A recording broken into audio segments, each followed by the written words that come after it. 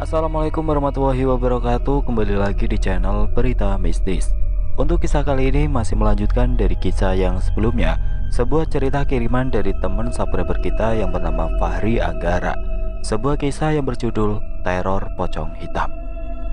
Dan sebelum kita lanjut ke ceritanya, tekan dulu tombol like video ini dan jangan lupa tekan juga tombol subscribe channel ini dan nyalakan juga lonceng notifikasinya agar tidak ketinggalan cerita-cerita lainnya dari channel ini. Dan buat teman-teman yang punya pengalaman horor dan pengen dibawakan di channel ini, nanti teman-teman bisa hubungi langsung kontak admin kami yang sudah saya sertakan di kolom deskripsi. Dan seperti apa untuk kelanjutan dari kisah ini? Langsung saja kita masuk ke ceritanya.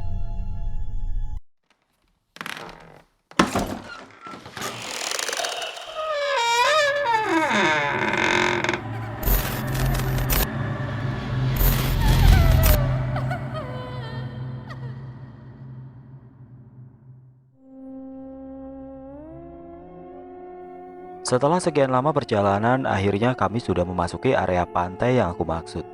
Segera memarkirkan motor dan mobil di depan rumah salah seorang warga. Tentunya setelah kami mendapat izin dari sang pemilik rumah. Tanpa aba-aba, anak-anak pantai yang sangat bahagia langsung berlarian ke bibir pantai yang berpasir putih itu. Disusul Umi dan Aina yang tidak kalah bahagia. Terlihat dari ekspresi mereka yang dipenuhi tawa riang dan bahagia. Anak-anak panti pun langsung membuka baju yang mereka kenakan, melompat ke air sembari bermain-main. Ada yang sekedar berenang dan ada juga yang sekedar bermain pasir serta kejar-kejaran bersama yang lain. Aku menghampiri Aina yang sedikit memisahkan diri dan duduk di pinggir pantai itu. Matanya fokus memperhatikan cahaya matahari yang sudah mulai berwarna jingga. Aku berjalan menghampirinya dan duduk di dekatnya. "Ada apa, Dek? Kok nggak ikut bermain dengan yang lain?" tanyaku padanya. Dia menoleh lalu melempar senyum padaku. "Nggak apa-apa kok, Mas," jawabnya berusaha menutupi sesuatu dariku. "Udah, cerita aja sama aku, Dek. Anggap saja Mas ini sahabatmu," ucapku agar ia mau bercerita tentang apa yang ia pikirkan. Dia sejenak terdiam, lalu menarik nafas berat. Terlihat banyak pikiran. "Aku rindu dengan sosok orang tuaku, Mas," ucapnya kemudian dengan nada sedih. Aku yang mendengar itu langsung bisa merasakan kesedihan dari ucapannya. "Yang sabar, Dek. Tuhan gak mungkin nguji hambanya bila tidak ada maksud dan tujuan," ucapku ala kadarnya, berusaha sebisa mungkin agar ia bisa melupakan kesedihan yang ia rasakan. "Iya, Mas, aku tahu. Walaupun aku tidak pernah bertemu dengan mereka, dan aku tahu aku dibuang oleh mereka, namun doaku pada mereka tidak pernah putus. Berharap suatu saat nanti mereka datang sekedar mengelus rambutku dan memanggilku sebagai anak. Aku tidak pernah membenci mereka, Mas," ujarnya dengan mata berkaca-kaca sembari memainkan pasir di hadapannya. Aku rasakan ketulusan yang nyata dari setiap ucapan yang keluar dari mulutnya itu. "Yang sabar, Dek. Pasti ada rencana Tuhan yang lebih indah." Aku berdiri di hadapannya, sembari sedikit mencipratkan air laut ke wajahnya, membuatnya langsung ikut berdiri dan mengejarku. Aku berlari menghindari kejarannya. Bukan takut, aku lihat dia menggenggam pasir di tangannya yang aku tahu pasti hendak melemparku dengan itu. "Jangan tiba-tiba gitu dong, Mas," teriaknya masih mengejarku. "Kejarlah kalau gitu," balasku berusaha meledek sembari tertawa. Tiba-tiba beberapa anak panti menangkapku dari belakang, membuatku tidak bisa menghindar lagi. Hingga Aina tersenyum puas melihatku yang berontak berusaha kabur. "Ayo lo, mau kemana, Mas?" ujarnya lalu mendekatiku. Biur, basah sudah pakaian yang aku gunakan karena mendapat siraman dari Aina dan anak-anak panti. Tidak mau kalah, aku gantian mengejar mereka satu persatu dan membalas siramannya. Aina yang berlari menghindariku hanya berusaha memprovokasi agar aku terus mengejarnya. Hingga suatu kesempatan aku yang sudah hampir menangkapnya malah tersandung dan langsung memegang Aina hingga ikut terjatuh denganku. Tidak sengaja badan Aina menindih badanku dari atas. Mata kami bertemu. Beberapa saat tidak ada satu kata pun yang keluar dari mulut kami. Kami saling memandang layaknya seseorang yang sedang bercermin. Cantik, kumampu. Tanpa sadar saat aku perhatikan setiap inci wajahnya yang sangat dekat dengan wajahku, alis tebal dan bibir tipisnya yang berwarna merah muda mampu membuatku menelan saliva. Refleks dengan gelagapan Aina berdiri, sembari membersihkan pakaiannya. Setelah mengantar anak-anak panti serta Umi dan Aina kembali ke panti sehabis puas bermain di pantai, aku langsung kembali ke rumah untuk membersihkan badanku yang rasanya sangat lengket. Sementara Mbok Iem sedang memasak di dapur, habis mandi aku langsung ke meja makan menikmati masakan Mbok Iem yang sudah menemaniku saat aku masih kecil. Di tengah-tengah aku makan, aku kembali menanyakan perihal kejadian di kampung anaknya Mbok yang kata beliau, teror itu masih berlanjut dan belum juga berhenti. Ya udah Mbok, aku minta Mbok kasih tahu alamatnya, biar besok aku coba ke sana untuk melihat keadaan kampung itu, ujarku pada Mbok. Segera Mbok menerangkan alamat dan nama desa tempat anaknya tinggal, Desa Cipto Mulyo. Sekalian tidak lupa memberitahukan nama anaknya agar aku mudah menemukan alamatnya nanti. Aden yang hati-hati di sana ya, ujar Mbok terlihat khawatir. Tenang saja Mbok, Mbok cukup berdoa saja ya, ucapku lalu melangkah ke dalam kamar. Aku lalu membuka lemari pribadiku, mengeluarkan sebuah kalung berbentuk taring yang diberikan oleh nenek dulu. Sebuah kalung yang rupanya berisi makhluk wanita cantik bak ratu, berbadan setengah ular yang bernama Dewi Anggini. Sosok itu yang membantuku mengatasi sosok siluman ular penunggu pohon beringin belakang rumah Rizal dulu. Dengan menarik nafas panjang, aku lalu menggelar sajadah, mematikan lampu kamar, dan membakar 2 buah lilin untuk penerangan di kamarku ini. Aku terlebih dahulu menunaikan sholat tahajud 2 rakaat, lalu dilanjutkan berzikir. Setelah berzikir, aku masih bersila di atas sajadah. Aku keluarkan kalung itu menaruhnya tepat di hadapanku. Aku memejamkan mata sembari membaca Al-Fatihah 7 kali dan meniatkan untuk bertemu Dewi Anggini. Wahai Dewi, datanglah, aku memanggilmu. Ucapan terakhirku. Aku masih menutup dengan terus menggumamkan sholawat. Perlahan hidungku mencium semerbak wangi, seperti bunga-bunga yang sangat harum. Lalu disusul suara desisan ular. Ada apa, Den? Saya datang menghadap. Suara lembut seorang wanita. Aku perlahan membuka mata, lalu melihat kembali sosok wanita yang sangat cantik, dengan mahkotanya yang berkilau, terkena cahaya temaram lilin. Dewi Anggini tersenyum sembari sedikit membungkuk. Terima kasih Dewi sudah datang. Aku ingin mengatakan sesuatu padamu, Dewi. Entah kenapa aku tidak merasakan sedikit pun rasa takut melihat sosok Dewi Anggini ini. Apa karena sosoknya yang cantik dan selalu tersenyum padaku, atau memang auranya yang tidak ada niat jahat sedikit pun? Ada apa, Den? Katakan saja, saya siap mendengarkan. Balasnya masih tersenyum, walau sesekali lidah bercabang keluar dari dalam bibirnya yang tipis. Besok, aku akan mendatangi sebuah tempat yang sedang ada teror makhluk sebangsamu. Aku memintamu untuk ikut dan menemaniku di tempat itu. Tanpa Raden minta pun, aku selalu mengikutimu, Den. Hanya saja aku muncul saat Raden yang meminta aku untuk muncul. Tidak lama aku memintanya untuk kembali. Lalu perlahan sosoknya itu pudar dan semakin memudar, menyisakan aroma wangi yang masih tercium di ruangan kamarku. Astagfirullah, gumamku sembari berdiri dan kembali menyalakan lampu kamar. Mematikan lilin yang apinya bergoyang-goyang tertiup udara yang masuk dari ventilasi udara. Aku naik ke kasur, hendak merebahkan badan dan tidur. Suara dari ponselku. Aku bangun dan duduk sembari meraih ponsel yang terletak di dekat kasurku. Kulihat nomor yang tertera, nomor baru. Siapa ya? Batinku, karena tidak mengenali nomor tersebut. Aku menggeser logo hijau hingga panggilan pun terhubung. Halo kak, suara seorang wanita dari seberang telepon. Halo, iya, siapa ya? Ini aku kak, Intan yang ketemu waktu di kampus tadi, jawabnya. Yang ternyata itu adalah Intan, anak dari teman kerja ibuku. Entah dari mana ia mendapatkan nomorku ini, padahal seingatku aku tidak memberikan padanya tadi. Dapat nomorku dari mana? Tanyaku ingin tahu. Dari mama, mamamu kak, jawabnya terdengar tertawa sendiri. Oh, ya sudah, udah dulu ya, aku pengen tidur, capek, ucapku lalu segera mematikan telepon. Sempat HP-ku berbunyi beberapa kali namun tidak aku angkat. Memilih menutup telinga dan wajah menggunakan bantal. Tidak lama aku sudah memasuki alam tidur. Pagi-pagi sekali selesai sholat subuh, aku pamit pada ibu dan bapak yang sedang santai di ruang tengah. Tidak berangkat kerja karena hari ini hari Minggu. Mau kemana nak pagi-pagi sekali? Tanya ibu ingin tahu. Mau ke panti bu sebentar. Jawabku berbohong karena Mbok Yem memintaku agar tidak memberitahu bapak dan ibu.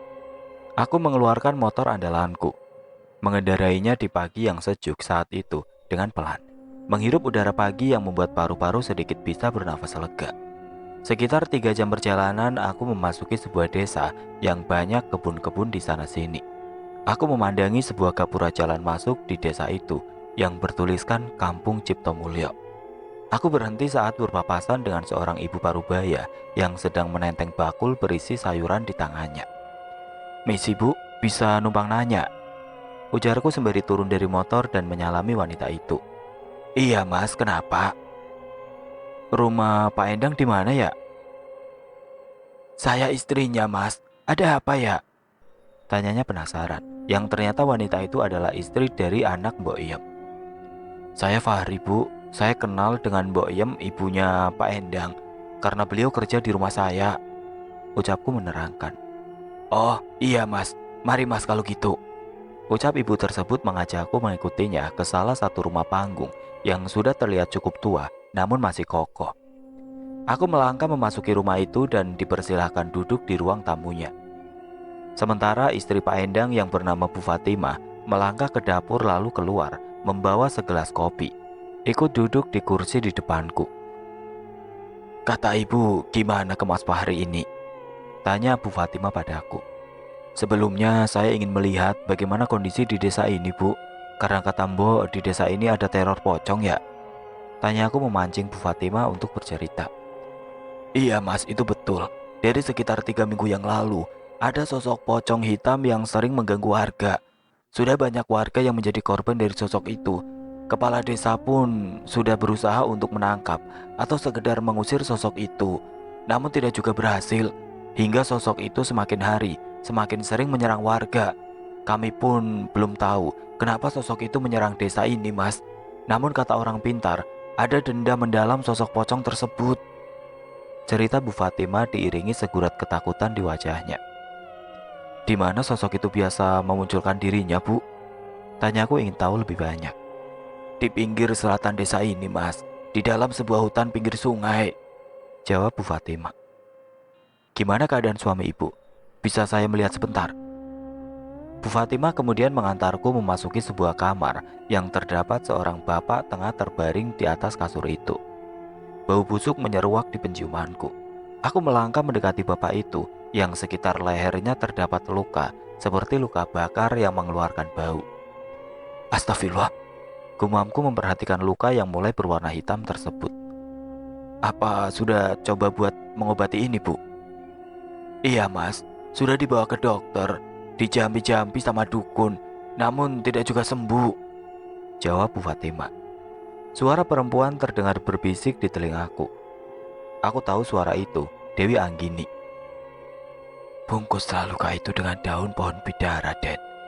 Tambahkan sedikit garam dan bacakan ayat suci yang Aden tahu," ucap Dewi Anggini tanpa terlihat sosoknya.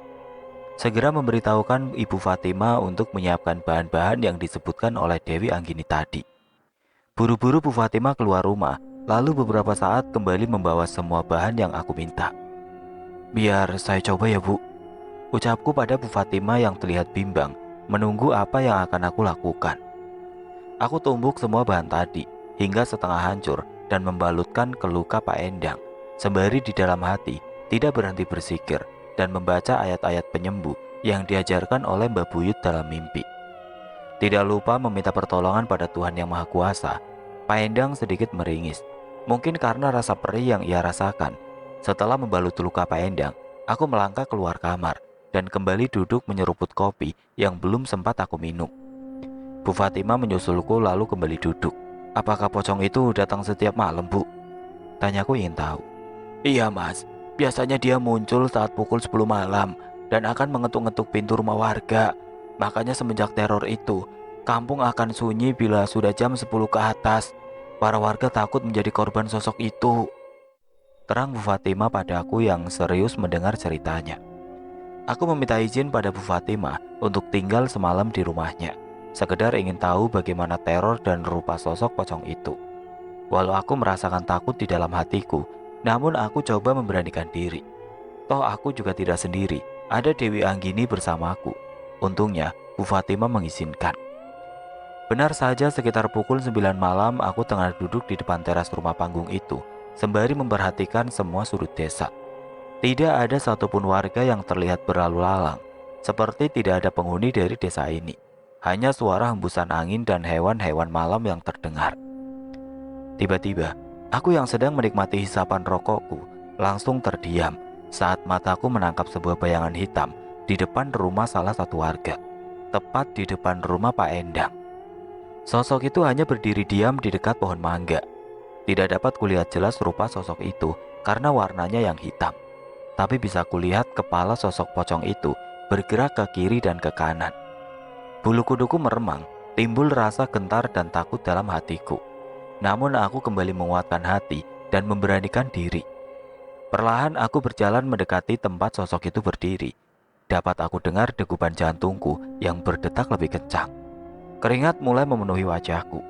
Walau aku rasakan kakiku yang bergetar saat melangkah, namun aku tetap berjalan ke arah sosok itu yang sepertinya tidak menyadari kedatanganku.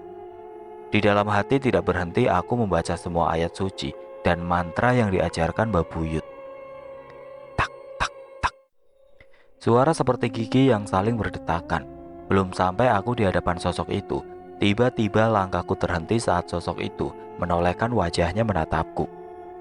Kini dapat aku lihat jelas sebuah wajah pucat dengan mata merah menyala, menatap tajam ke arahku. Wajahnya yang seperti tengkorak dibungkus kulit. Sosok itu melatuk-latukan giginya, menimbulkan suara yang aku dengar tadi. "Apa tujuanmu meneror warga sini?" teriakku dengan nada bergetar. Entah aku takut atau apa, sosok itu tidak menjawab apapun, hanya memandangiku tajam dengan eraman. "Kenapa kau menyerang warga sini, ah?" bentakku kembali dengan hati yang tidak berhenti bersikir. "Mereka jahat," balas sosok itu dengan nada parau dan berat. Tapi bisa aku tebak, sosok pocong itu adalah wanita. "Pergilah, jangan mengganggu warga sini," teriakku lagi. Yang kini entah kenapa timbul keberanian dalam hatiku. Yang aku rasakan keberanian itu bukanlah murni dari diriku sendiri.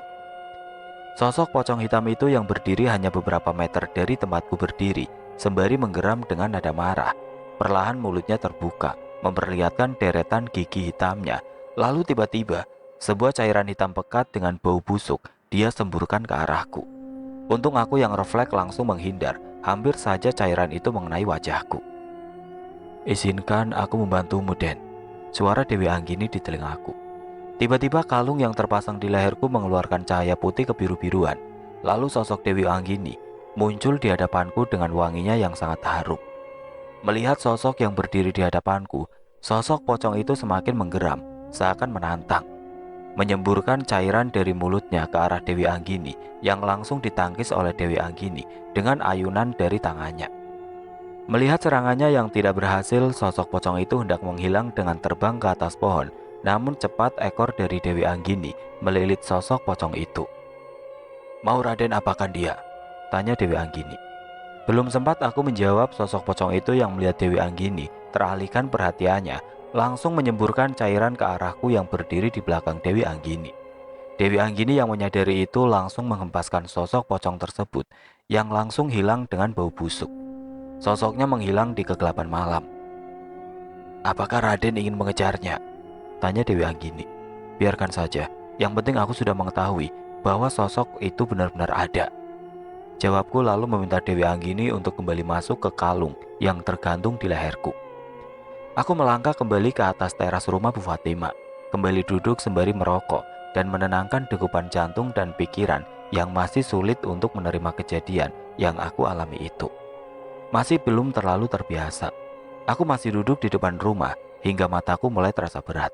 Aku pun memutuskan masuk ke dalam rumah dan tidur di salah satu kamar di rumah itu. Oh ya, Bu Fatima dan Pak Endang tidak memiliki anak.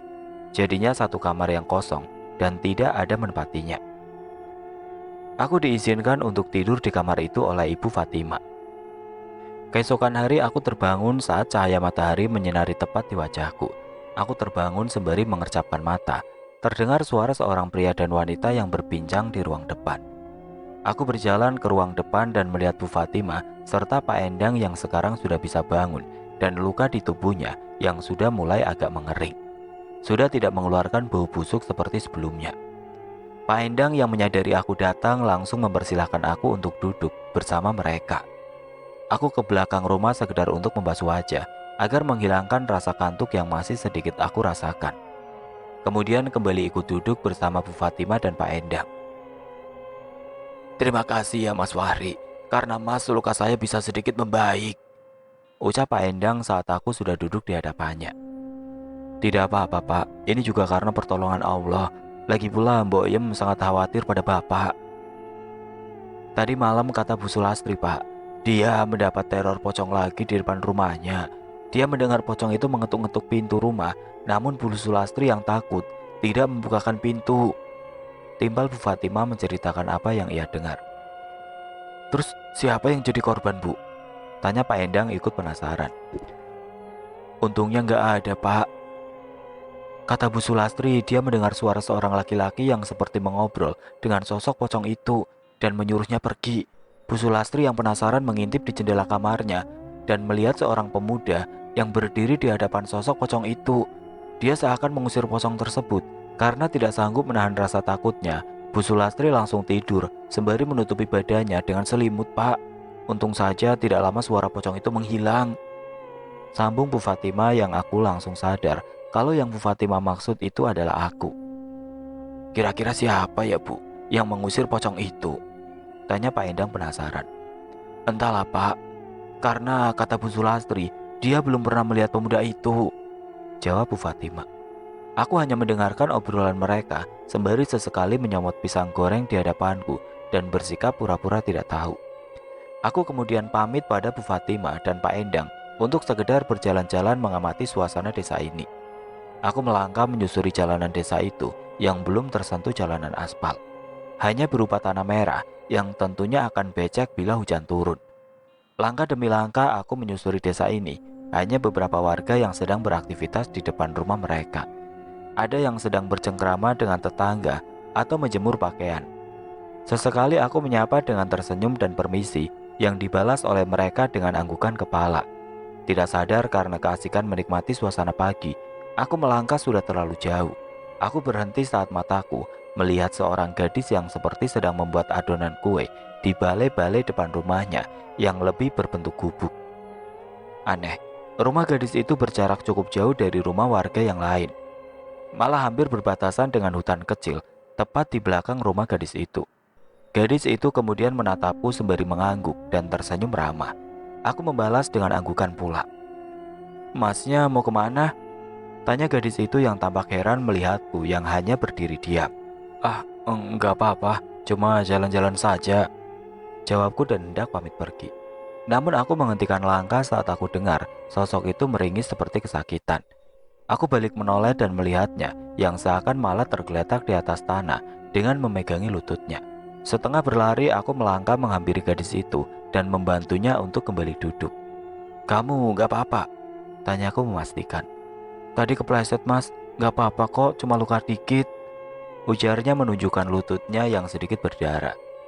Tanpa diperintah aku langsung mengambil gayung batok kelapa di dekat pintu rumah itu dan mengambil air di kentong yang ada di dekatku. Lalu aku bersihkan luka gadis itu sembari meniup-niup. Sesekali gadis itu kembali meringis. Setelah membersihkan luka gadis itu, dia menahanku yang hendak kembali ke rumah Pak Endang dan memintaku untuk menunggu terlebih dahulu. Lalu gadis itu masuk ke dalam rumahnya. Tidak lama keluar membawa segelas kopi hitam yang ia tentek. "Ini Mas, makasih banyak ya," ujarnya mempersilahkanku untuk minum. Tidak enak menolak, aku pun memutuskan untuk tinggal dulu sebentar. Toh nggak baik menolak niat baik seseorang. Kami pun berbincang-bincang dan bertanya satu sama lain. Yang ternyata gadis itu bernama Dinda. Usianya pun lebih muda dariku 1 tahun. "Kamu tinggal di sini dengan siapa?" tanyaku penasaran karena sedari tadi belum melihat satu orang pun selain dia. "Sama ibuku Mas, tapi dia lagi keluar ke kebun." "Mas punya keluarga di desa sini?" tanya balik Dinda. "Ah enggak, cuma buat jalan-jalan saja." Setelah kopi yang Dinda buatkan tersisa ampas, aku pamit pergi karena tidak enak juga rasanya bila anak gadis berduaan dengan pemuda di rumah. Takut tetangga Dinda berpikir yang tidak-tidak. Aku memutuskan berjalan kembali ke rumah Pak Endang, berniat pulang dulu ke rumah untuk memberitahukan pada Mbok Yem tentang keadaan Pak Endang. Berniat besok sore kembali ke desa ini. Setelah pamit pada Bu Fatima dan Pak Endang, aku langsung melajukan motor pulang ke rumah. Beberapa jam perjalanan aku sudah sampai di depan rumah, segera memarkirkan motor di dalam garasi. Belum sempat aku mematikan motor, Mbok Yem keluar membukakan pintu, sembari menanyakan bagaimana kondisi anaknya. Aku tahu, dia pasti sangat khawatir. Aku hanya tersenyum lalu bilang bahwa aku akan mandi dulu dan makan. Mbok Yem memaklumi tanpa melanjutkan pertanyaannya. Beliau segera ke dapur menyiapkan makanan untukku. Sementara aku langsung masuk ke kamar untuk mandi dan langsung ke meja makan saat hidungku mencium aroma wangi masakan Mbok Yem yang membuat perutku bernyanyi minta segera diisi. "Gimana Den waktu kesana?" tanya Mbok Yem terlihat penasaran ingin mendengar ceritaku. "Ternyata benar Mbok, karena aku melihat sendiri sosok pocong itu. Namun aku rasa sosok itu menyerang desa bukan karena diperintah oleh seseorang, tapi karena punya dendam." Terangku menerangkan apa yang aku rasakan saat berpapasan langsung dengan sosok pocong itu. Hawa yang aku rasakan bukanlah hawa terpaksa, namun benar-benar hawa dendam dan benci yang menguasai sosok itu. "Astagfirullah, udah ketemu dengan anak Mbok Den?" ujar Mbok Yem. "Udah Mbok, tapi alhamdulillah aku sudah mencoba menyembuhkannya. Insya Allah Pak Endang bisa segera sembuh." Ucapku berharap bisa menenangkan kekhawatiran yang dirasakan oleh Mbok Yem. Setelah makan, aku berniat ke panti sekedar bertemu dengan Aina. Rindu juga rasanya pada gadis itu, padahal baru 1 hari aku tidak bertemu dengannya. Tanpa istirahat, kembali aku menuju panti. Beberapa menit aku sudah sampai, langsung memarkirkan motor di tempat biasa. Aku berjalan menghampiri Baim yang tengah bermain dengan anak-anak panti yang lain. Im, Mbak Ainamu mana?" tanyaku karena tidak melihat gadis itu. "Nggak tahu," jawab Baim memonyongkan bibir tanda merajuk. "Astaga, kenapa lagi sih?" tanyaku sembari tertawa lucu melihat anak-anak ini. "Masih ingat nggak janjinya kemarin Kak?" tanya Baim. Aku langsung paham dengan apa yang ia maksud. Janjiku padanya sebelum berangkat ke kampus, yaitu untuk membawanya makan-makan dan akan memberinya uang jajan. "Kemarin waktu ke sekolah besar itu ngapain aja?" tanyaku balik. "Ya makan-makan, terus dikasih uang lagi," jawabnya polos. "Nah, berarti kan aku udah tepatin janji." Ucapku tertawa sudah berhasil menjebak anak usil ini. "Wish," sungut Baim tidak terima. Beberapa saat gadis yang aku rindukan terlihat berjalan dari arah belakang panti sembari menenteng alat penyiram tanaman di tangannya. Dia tersenyum saat melihatku, begitupun denganku. "Tuh yang kakak cari," ucap Baim melirik Aina. Aku berjalan menghampirinya hendak membantunya mengangkat barang yang ia bawa karena terlihat cukup berat. "Sini dek, aku bantuin." "Nggak usah mas, biar aku aja. Lagian ini nggak berat kok." "Udah, sini aja dek," ucapku setengah memaksa. Aina lalu memberikan apa yang ia bawa padaku, memintaku mengikutinya untuk menuju taman. Karena dia bilang hendak menyiram tanaman-tanaman hias serta bunga yang ada di taman tersebut. Sementara Baim dan anak-anak lain yang melihat kami jalan berdua tidak henti-hentinya menggoda kami. Untung saja Aina tidak marah dan hanya menyuruh anak-anak untuk kembali bermain saja. "Dek, aku boleh nanya sesuatu?" tanyaku pada Aina di sela-sela kami fokus menyiram tanaman. "Iya mas, ada apa?" jawabnya tanpa menoleh. "Apa kamu selama ini punya teman laki-laki yang dekat denganmu?" tanyaku hanya ingin memastikan. Aina yang mendengar pertanyaanku sejenak berhenti dari kegiatannya dan beralih menatapku. "Tidak ada mas, bagaimana aku punya teman lelaki sedangkan seluruh hidupku hanya berada di panti saja?" balasnya tersenyum.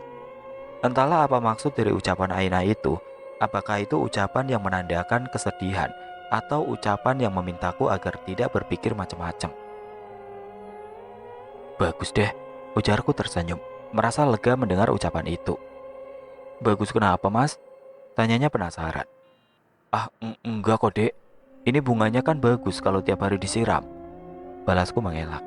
Walaupun aku lihat ekspresi wajah Aina yang seperti tidak percaya, namun enggan untuk memaksa aku lanjut berbicara.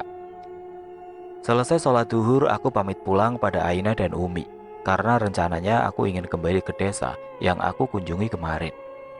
Ingin benar-benar mengetahui permasalahan sebenarnya yang terjadi di desa itu. Karena pikirku, pasti ada penyebab hingga pocong itu meneror warga sana. Yang anehnya, kebanyakan warga yang menjadi korban adalah kaum laki-laki. "Emang Mas mau kemana?" tanya Aina penasaran. Ada urusan dek, penting soalnya," jawabku sembari mengenakan kembali helmku. "Urusan apa Mas? Kok aku lihat serius banget?" tanya Aina seakan memaksaku untuk bercerita. Aku yang sebenarnya hendak menaiki motor mengurungkan niat dan memutuskan untuk menceritakan dulu ke Aina yang sepertinya benar-benar penasaran. Aku pun menceritakan apa yang terjadi di desa itu dan apa saja yang aku alami saat berkunjung ke sana. Sesekali Aina menimpali ceritaku, memintaku bercerita lebih rinci. Aku yang sengaja menakut-nakutinya pun berhasil membuatnya bergidik ngeri. Aku yang lucu melihat wajahnya hanya bisa menahan tawa. "Ya sudah Mas, hati-hati ya, jaga diri. Maaf aku nggak bisa nemenin," ucap Aina setelah aku selesai bercerita. "Cukup doakan aku saja dek," balasku sembari nyengir. Tidak lupa aku mengabari ibu kalau sepertinya aku tidak masuk sekolah dulu untuk beberapa hari. Sempat ibu marah dan melarang. Namun setelah memberitahu alasanku tentang keadaan anak Mbok Yem, ibu pun mengizinkan dan memintaku untuk berhati-hati. "Apa kamu yakin nak?" tanya ibu khawatir. "Iya bu, lagian kalau aku nggak berusaha buat ngatasin ketakutan aku, gimana nanti? Ibu tenang aja, aku bakal jaga diri kok," balasku mencoba mengurangi kekhawatiran ibu. Aku pun pamit dan segera melajukan motorku ke arah desa yang bernama Cipto Mulyo itu. Sepanjang perjalanan sesekali mataku teralihkan oleh beberapa sosok yang tertangkap penglihatan. Bahkan di saat siang seperti ini pun, ternyata banyak dari mereka berkeliaran. Aku hanya sekilas memandangi kemudian kembali mengalihkan pandangan saat sosok-sosok itu menyadari aku memperhatikan mereka. Malas rasanya berurusan dengan mereka di saat masih ada masalah yang harus aku selesaikan terlebih dahulu. Beberapa jam aku kembali memasuki desa tersebut. Hanya beberapa ibu-ibu yang terlihat sedang beraktivitas di depan rumah mereka. Aku memarkirkan motor di depan rumah Pak Endang. Terlihat beliau sudah mulai bisa beraktivitas sekedar membantu istrinya. Aku lihat luka di tubuhnya pun sudah mengering. Manjur juga resep yang diberikan oleh Dewi Anggini. Jangan-jangan dulunya dia dokter ya? Ujarku dalam hati sembari tertawa.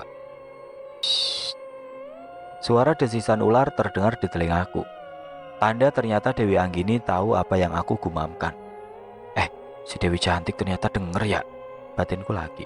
Aku berjalan menghampiri Pak Endang dan Bu Fatimah yang sedang memetik buah mangga yang ada di halaman depan rumah mereka. "Mau dibantu Pak?" tanyaku menawarkan. "Tidak usah Mas Fahri. Oh ya, kabar Mbok gimana?" tanya Pak Endang dengan menanyakan kabar ibunya. "Baik-baik aja Pak, katanya kalau ada waktu Mbok akan kesini untuk menjenguk," ujarku lalu duduk di balai-balai bambu depan rumah sekedar melepaskan letih karena berkendara tadi. Setelah memetik buah mangga yang sudah matang, Pak Endang ikut duduk di dekatku. Sementara Bu Fatimah naik ke rumah, lalu keluar membawa beberapa buah mangga untuk dimakan bersama. Pak, Bu, apa kalian tahu sesuatu yang menyangkut sosok pocong itu? Dan kenapa dia meneror warga di desa ini?" tanyaku di sela-sela kami menikmati buah mangga. "Teror pocong itu terjadi beberapa minggu lalu, Mas. Awalnya itu menyerang salah seorang warga yang sedang ke tengah kebun mencari burung malam-malam. Nah, menurut penuturan warga tersebut, saat sedang menyenter ke dahan-dahan pohon, dia mendengar suara seperti sebuah gigi yang bergemertakan. Nah, warga itu penasaran dan mencari asal suara itu. Awalnya dia pikir itu suara burung yang sering mematuk-matuk batang pohon. Tapi saat senternya menyorot ke salah satu batang pohon, ia dibuat terkejut sekaligus kaget karena melihat sosok berwarna hitam yang berbentuk pocong. Nah, warga itu pun ketakutan karena melihat tatapan sosok itu yang seperti marah padanya. Ia yang hendak lari pun kakinya terasa susah untuk digerakkan. Lalu sebuah cairan hitam yang disemburkan dari mulut sosok itu tepat mengenai leher bagian belakang warga itu. Keesokan harinya, warga itu ditemukan pingsan oleh salah satu warga yang hendak ke kebun. Dari situlah teror pocong itu mulai sering mengganggu warga, Mas. Bahkan bukan hanya saat di kebun, tapi juga menghampiri rumah-rumah warga, Mas. Cerita Pak Endang yang membuatku serius menyimak.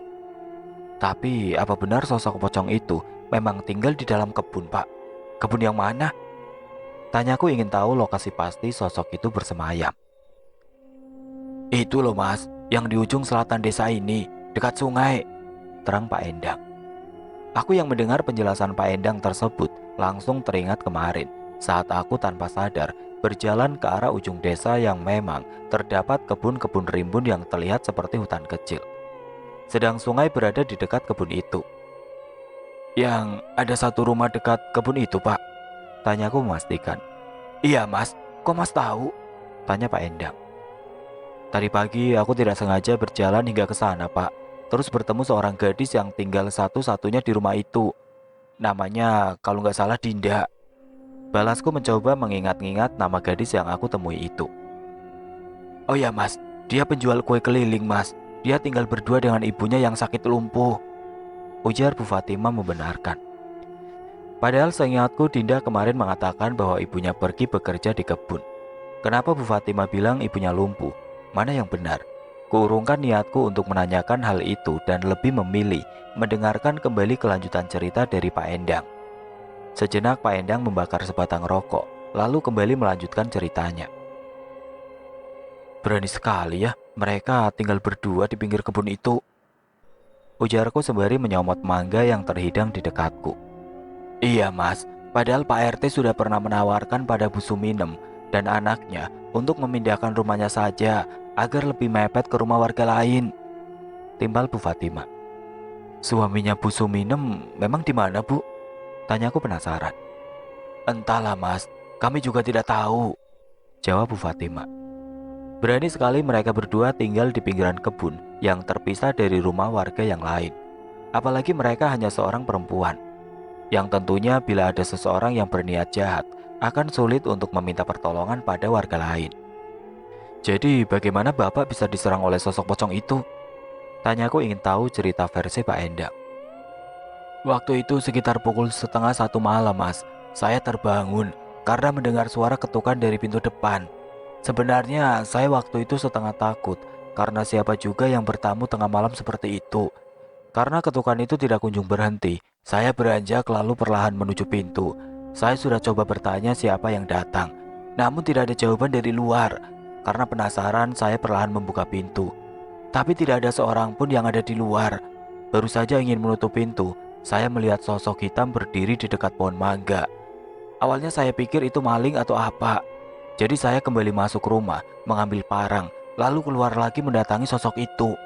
Anehnya kalau memang sosok itu adalah maling, pastilah dia akan lari karena tahu saya mendatanginya. Tapi ini tidak, dia tetap di belakang pohon mangga itu. Tinggal beberapa langkah saya dari sosok itu, saya mencium bau busuk seperti bangkai. Di situ perasaan saya sebenarnya mulai tidak enak. Kepalang tanggung saya melanjutkan langkah untuk menghampiri sosok itu.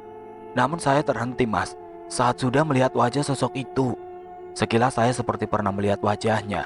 Namun belum sempat saya berpikir, tiba-tiba sosok pocong itu menggeram sembari menggertakkan gigi-giginya. Saya mundur, hendak kembali ke dalam rumah. Tapi tiba-tiba sosok itu melompat ke depan saya dan langsung meludahkan cairan dari mulutnya. Rasanya panas saat cairan itu menyentuh kulit. Saya berteriak meminta tolong sembari berlari masuk ke rumah. Cerita Pak Endang di akhir dengan tarikan nafas berat, seakan berat untuk mengingat kembali kejadian menakutkan itu. Sementara Bu Fatima yang hanya mendengarkan cerita suaminya sembari bergidik ngeri, mungkin sedang membayangkan bila dia sendiri yang mengalami kejadian itu. Apa maksudnya, Pak? Seperti pernah melihat wajah sosok pocong itu. Tanyaku ingin tahu satu ucapan dari Pak Endang tadi. Entahlah, Mas. Saat saya melihat wajah sosok pocong itu, saya seperti mengenalinya. Namun saya tidak bisa mengingat di mana saya pernah melihat wajah itu. Jawab Pak Endang terlihat berusaha mengingat-ingat kejadian yang dia alami. Oh ya, Bu, saya minta tolong buat beritahu warga yang diserang oleh pocong itu agar merawat lukanya sama seperti yang saya lakukan pada Pak Endang ya. Sekalian bilang jangan putus meminta pertolongan pada Tuhan yang Maha Kuasa. Kami pun masih berbincang di depan halaman rumah hingga langit sudah mulai berwarna jingga sedikit gelap. Suasana desa yang tadinya cukup ramai warga beraktivitas, kini sudah mulai sepi. Banyak warga yang sudah masuk ke rumah mereka masing-masing, padahal ini belum terlalu sore. Pak Endang dan Bu Fatimah pun juga langsung mengajakku masuk ke rumah. Terlihat sedikit rasa khawatir dan takut di wajah mereka. Setelah selesai sholat isya dan makan malam sederhana bersama sepasang suami itu, kami masih berbincang di ruang tengah, sembari menikmati teh hangat dan ubi goreng yang rasanya sangat pas di malam yang cukup dingin ini. Beberapa saat mengobrol santai saling bercerita, Pak Endang dan Bu Fatimah pun masuk kamar dan beristirahat. Sedangkan aku memilih ke depan rumah untuk sekedar menikmati suasana malam. Lama aku duduk sembari merokok, sesekali menguap karena rasa kantuk yang mulai muncul. Sesekali Dewi Anggini yang tiba-tiba bersuara di telingaku membuatku terlonjak kaget. Hingga sekitar pukul 1 dini hari, sosok yang aku tunggu-tunggu kedatangannya tidak kunjung memunculkan diri. "Dewi, di mana kau?" Gumamku mencari sosok Dewi Anggini yang tidak lagi bersuara. "Ada apa, Den?" Suaranya muncul di telingaku, disusul bau semerbak wangi bunga yang menandakan kehadirannya di sekitarku.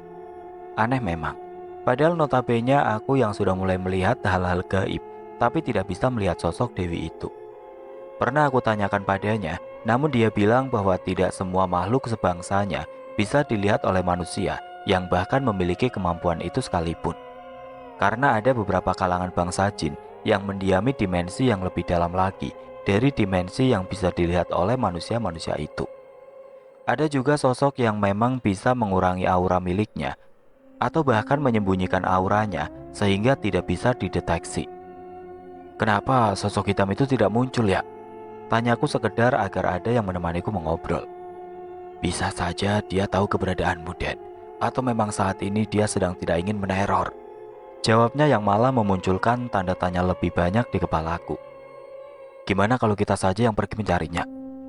Usulku karena bosan, walaupun sebenarnya aku sendiri takut. "Terserah Den saja," jawab Dewi Anggini. Dengan sarung yang membungkus setengah badanku, aku berjalan dengan santai menelusuri jalanan desa yang sangat sunyi. Hanya tiupan angin yang sesekali membuat suara daun yang saling bergesekan. Walau sebenarnya bulu kuduku meremang, namun tetap aku melanjutkan langkah menuju ujung desa. Yang kata Pak Endang, awal tempat munculnya sosok pocong hitam itu. Sesekali mataku menangkap sosok-sosok penghuni desa ini yang hanya mengintip di sekitar pepohonan, namun tidak berani mengganggu. Mungkin menyadari keberadaan Dewi Anggini yang memang kurasakan mengikutiku. Oke teman-teman, sampai di sini dulu ceritanya. Nantikan kelanjutan kisah ini di video berikutnya. Buat teman-teman yang belum mengikuti kisah sebelumnya, teman-teman bisa cek videonya di kolom deskripsi. Agar tidak ketinggalan kelanjutan dari kisah ini, klik tombol subscribe channel ini dan nyalakan lonceng notifikasinya. Wassalamualaikum warahmatullahi wabarakatuh.